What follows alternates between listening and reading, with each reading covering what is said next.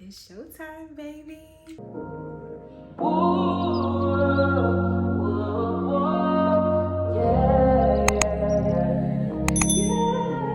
Hi, YouTube. Hey, girl. What's up? I feel like I'm coming back and it's like, oh my God, it's been way too long. Let's just start off by saying that. I want to catch you guys up to speed if you have not been following me on Instagram. I'm just gonna rip the band-aid off and just let you guys know that I was severely depressed and I didn't know what was happening. It was confusing, it was conflicting. There was a lot of times that I would get some very, very dark thoughts that just didn't feel like mine. I ultimately ended up just like asking God why, like why me, like why and how could this happen to me. I cried a lot, and when I finally decided that I was ready to go outside, even that was hard for me. Like I remember sitting in front of my baby mirror and just trying to like talk myself into leaving the house.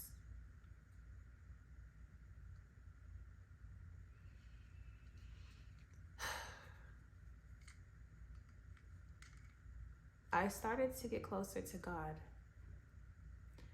I was at rock bottom and there was nowhere else for me to turn. I had to really strengthen the relationship that I had with myself, and the only way to do that was through connecting with God. And I started to ask questions. Outside of the why me, it was more so just like, what, help me better understand what's going on here. Help me better see what you're doing. Help me better connect with you. Let's build a better relationship. Let us walk this journey together, because I cannot do it alone. I remember literally saying, God, please carry this weight because I cannot do it alone. You know, slowly but surely, I started to see a light at the end of the tunnel. And that light really was shining very bright because it made me realize that I was just way too comfortable. I was just so used to doing the same exact things. And even though I was growing and still like focused on my goals and, you know, doing my business, it just got very safe. It got very repetitive. It got very I just knew that I needed to make a very big change. I really wanted to see what was out there. I wanted the feeling of being lost again. I remember I was yearning to feel lost again. And even though that might sound crazy, but I wanted to be in a space where I had no idea what was what. And which I did. I got lost on the Mopac a lot in Texas. I remember there was some days where I would just go to Target and that was my happy place. I found my favorite drink, which was at the time Flatbird. And I would go to Target just to get that drink. But it was more than just getting the drink. Target is close to my heart on this journey because it brought me so much peace and comfort, just knowing that there's one place that has everything that I pretty much need, and let me go up and down the aisles and see exactly what they are.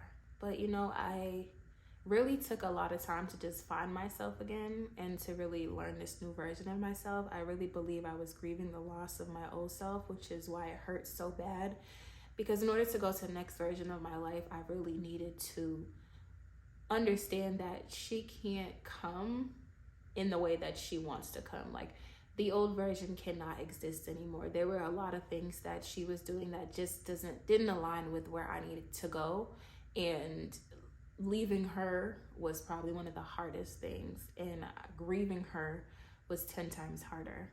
But slowly we started to kind of like work together, because there's still a lot of parts that I love about my past self that I truly decide to take with me. But there were some parts that I had to let go, like, you know, being inconsistent and, you know, just talking a lot about what I'm gonna do and not doing what I say I'm gonna do, and just being comfortable and things like that. So I needed to be able to shed that in order to move forward. And through the journey, I started to find myself more. I started to fall in love with myself again. I started to find my creativity again. I think with God on a deeper level, praying more often, being intentional with my prayers, getting on my knees and praying. If I could pull that girl out of that deep, dark depression and have her stand here today, there's nothing I can't do, because no one was able to get me out of that depression but me. I needed me more than anything, and me showed up like, come on, girl, let's go. And when I hear that voice, it's like God is speaking through me, because God never let me down. God is just like, girl, get up. Even on the days I did not feel like getting up, it's like, get up, girl. You could do it. You could do it. I got your back. You could do anything. Come on, let's push forward.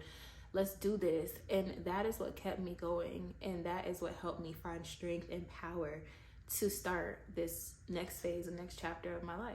And I called a lot of my energy back. I called it back to me. I started to feel happy again. I started to create again. I started to just be so grateful for the day-to-day life. Like now I am always so grateful for the day, and I start my day with journaling to God, and I'm just like, thank you so much for this day.